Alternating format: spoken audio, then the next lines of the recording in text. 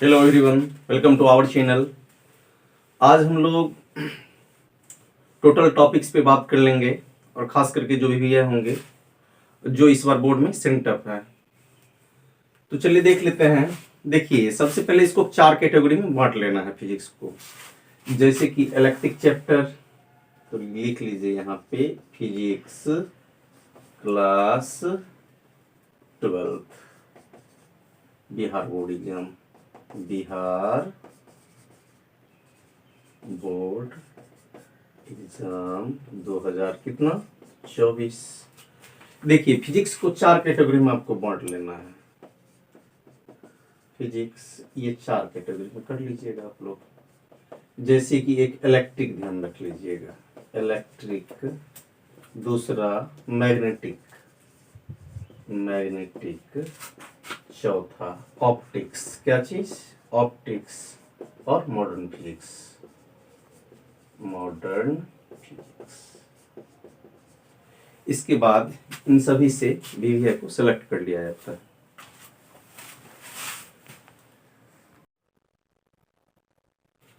ये नेक्स्ट विद्युत विद्युत आघूर्ण, ये इंपॉर्टेंट क्वेश्चन है।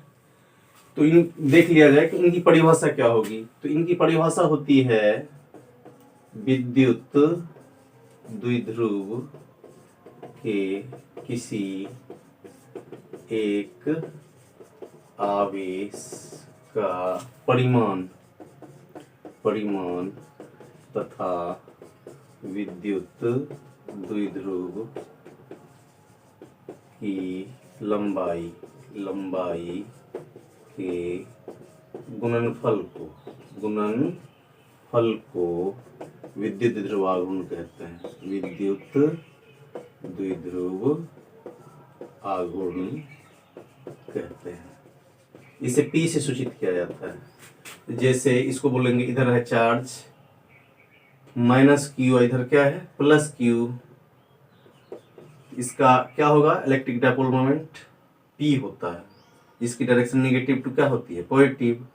और लेंथ कितना है इसका? 12। लेंथ कितना होता है? 12। तो P का हम लोग सूत्र लिख लेंगे, P बराबर प्लस माइनस Q का मॉडुलस गुना 12। यही परिभाषा है। तो P बराबर क्या निकल गया? Q गुना 12। यूनिट की बात कर लेते हैं। तो इसकी यूनिट, विद्युत द्विध्रुव आघूर्ण का यूनिट क्या होता है? Coulomb metre. और इसकी डायमेंशन क्या होती है? डायमेंशन। तो डायमेंशन होती है इसका लाट, LAT बॉक्स या LIT बॉक्स।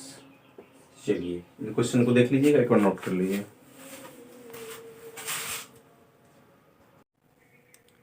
दो नंबर का प्रश्न है, चुंबकीय द्विध्रुव आघूर्ण की परिभाषा, मात्रक तथा विमा लिखें। चुंबकीय द्विध्रुव के किसी एक ध्रुव प्रबलता का परिमाण तथा उसकी प्रभावी लंबाई के गुणनफल को चुंबकीय द्विध्रुव आघूर्ण कहते हैं। इसे कैपिटल M से सूचित किया जाता है। कैपिटल M बराबर होता है modulus of plus minus M Guna 12।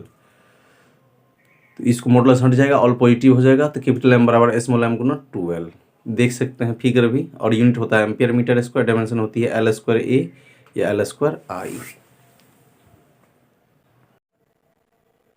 Next question है, विद्युत फ्लक्स की परिभाषा, मात्रक तथा विमा लिखें। विद्युत क्षेत्र में किसी काल्पनिक पृष्ठ से होकर गुजरने वाली कुल विद्युत बल रेखाओं की संख्या की माप को विद्युत फ्लक्स कहते हैं। और ये देख सकते हैं, ये मैथमेटिकल कैलकुलेशन ये होता है कि विद्युत क्षेत्र तथा काल्पनिक पृष्ठ के क्षेत्रफल के बिंदु गुणनफल को विद्युत फ्लक्स कहते हैं। ये एक अदिश राशि है। और यदि डॉट हट जाएगा तो क्या लग जाएगा? कॉस। तो फाई बराबर vector E dot vector A, और फाई बराबर हो जाएगा, डॉट हटेगा तो कॉस थीटा लग जाता है, EA कॉस थीटा। इसका यूनिट होता है न्यूटन मीटर स्क्वायर पर कूलम या वोल्ट मीटर। इसका डायमेंशन होता है ml³ T⁻³ A inverse box. ठीक है, आगे बढ़ते हैं। नेक्स्ट क्वेश्चन है, चुंबकीय फ्लक्स की परिभाषा, मात्रक तथा विमा लिखें। चुंबकीय क्षेत्र में किसी तल के लंबवत गुजरने वाली कुल चुंबकीय बल रेखाओं की संख्या की माप को चुंबकीय फ्लक्स कहते हैं। इसे 5e से सूचित किया जाता है। 5e, इसको यदि गणितीय रूप में लिखेंगे तो आप बोल सकते हैं चुंबकीय क्षेत्र तथा तल के क्षेत्रफल के बिंदु गुणनफल को चुंबकीय फ्लक्स कहते हैं। 5e बराबर vector B dot vector A। यदि डॉट हट जाएगा तो क्या लग जाता है? कॉस। इसका यूनिट वेबर होता है या टेस्ला मीटर स्क्वायर भी बोल सकते हैं। और डायमेंशन उसी के अकॉर्डिंग होता है। चलिए आगे बढ़ते हैं। नेक्स्ट क्वेश्चन है, गॉस का प्रमेय लिखें।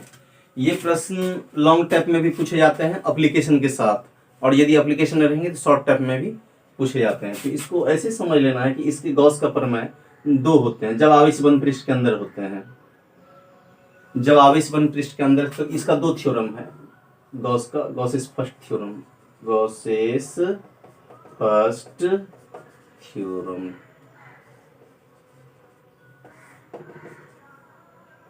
जब आवेश किसी बंद पृष्ठ के अंदर स्थित होते हैं तो फाई बराबर क्यू बटा इप्सिलॉन नॉट होता है।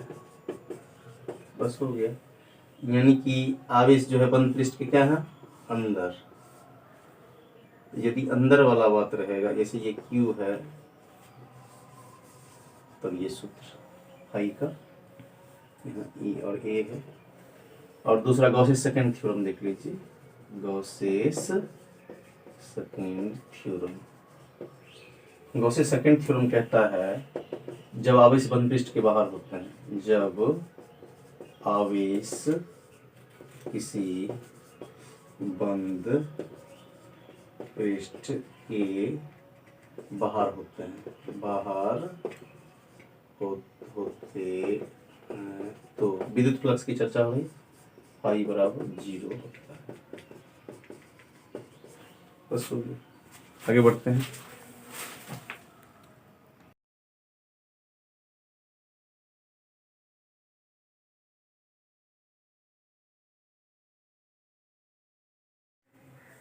नेक्स्ट क्वेश्चन है, प्रकाश के पूर्ण आंतरिक परावर्तन से आप क्या समझते हैं? ये सभी को पता होगा। जब सघन माध्यम में आपतन कोण का मान क्रांति कोण के मान से थोड़ा सा बढ़ा दिया जाता है तो प्रकाश की किरण उसी माध्यम में वापस लौट जाती है तथा प्रकाश के परावर्तन के नियम का पूर्णतः पालन करती है। इसी घटना को प्रकाश का पूर्ण आंतरिक परावर्तन कहते हैं। अब देख सकते हैं कि क्रांतिक कोण का मान बढ़ा दिया गया है, क्रांतिक कोण का मान बढ़ गया है। ये अब सपोज कीजिए आई है और ये क्या है, आर है। तो पूर्ण आंतरिक परावर्तन कब संभव है? जब इसका मान इससे बड़ा होगा, यानी आई इज ग्रेटर देन क्या होना चाहिए, सी होना चाहिए। इसी घटना को प्रकाश का पूर्ण आंतरिक परावर्तन कहते हैं। चलिए बढ़ते हैं नेक्स्ट क्वेश्चन की ओर। नेक्स्ट क्वेश्चन है, क्रांतिक कोण की परिभाषा तथा अपवर्तनांक के लिए संबंध ज्ञात कीजिए। तो आप सभी जानते होंगे कि सघन माध्यम में वह आपतन कोण जिसके संगत विरल माध्यम में अपवर्तन कोण 90 डिग्री होता है क्रांतिक कोण कहलाता है, अकॉर्डिंग टू स्नेल्स लॉ। तो ये आप फिगर के अकॉर्डिंग देख लीजिए कि आपतन कोण सी है और अपवर्तन कोण 90 डिग्री है, according to Snell's law. n1 sin θ1 बराबर n2 sin θ2, θ1 का मान 90 डिग्री, θ2 का मान c। और इस प्रकार ये रिलेशन निकल जाएगा आपको, ये ध्यान रखिएगा। इसका अपवर्तनांक कितना है, n1, इसका अपवर्तनांक क्या है, n2, इंट्री लेता है n2 से। चलिए नेक्स्ट क्वेश्चन की ओर बढ़ते हैं। आप सभी जानते होंगे नेक्स्ट क्वेश्चन, ये क्वेश्चन से पहले परिचित होंगे। नेक्स्ट क्वेश्चन है लेंज का नियम। आप पहले इसको पढ़े भी होंगे आप लोग। तो लेंज का नियम इस प्रकार है कि चुंबकीय प्रेरण की सभी अवस्थाओं में प्रेरित विद्युत वाहक बल सदैव उस कारण का विरोध करती है जिससे उसकी उत्पत्ति हुई होती है। और एक लॉजिक है, यदि किसी हम मैग्नेट को कॉइल के नज़दीक लेंगे तो धारा होता है, उसमें कॉइल में प्रवाहित धारा होती है एंटी क्लॉकवाइज, और यदि दूर ले जाएंगे तो कॉइल में धारा प्रवाहित होती है क्लॉकवाइज। तो नज़दीक ले आने पे एंटी क्लॉकवाइज और दूर ले जाने पे क्लॉकवाइज। लेंज का नियम ऊर्जा संरक्षण के सिद्धांत का पालन करता है। चलिए आगे बढ़ते हैं। नेक्स्ट क्वेश्चन है, ब्रूस्टर का नियम लिखिए, ध्रुवन कोण तथा अपवर्तनांक के बीच संबंध ज्ञात कीजिए। तो ज्ञात, तो इसमें शॉर्ट टाइप क्वेश्चन है तो डायरेक्ट भी लिख सकते हैं आप। किसी माध्यम में ध्रुवन कोण के स्पर्श या माध्यम के अपवर्तनांक के बराबर होते हैं, यही ब्रूस्टर का नियम कहलाता है, यानी 10 IP बराबर n या म्यू। और IP को बहुत राइटर IB भी लिखते हैं। चलिए आगे बढ़ते हैं। नेक्स्ट क्वेश्चन है, प्रकाश विद्युत प्रभाव से आप क्या समझते हैं? सिंपल क्वेश्चन है, बेसिक क्वेश्चन है और इम्पोर्टेंट भी है। जब प्रकाश की किरण किसी धातु के पृष्ठ पर आपतित होती है तो धातु के पृष्ठ से इलेक्ट्रॉन बाहर निकलने लगता है। इस घटना को प्रकाश विद्युत प्रभाव कहते हैं।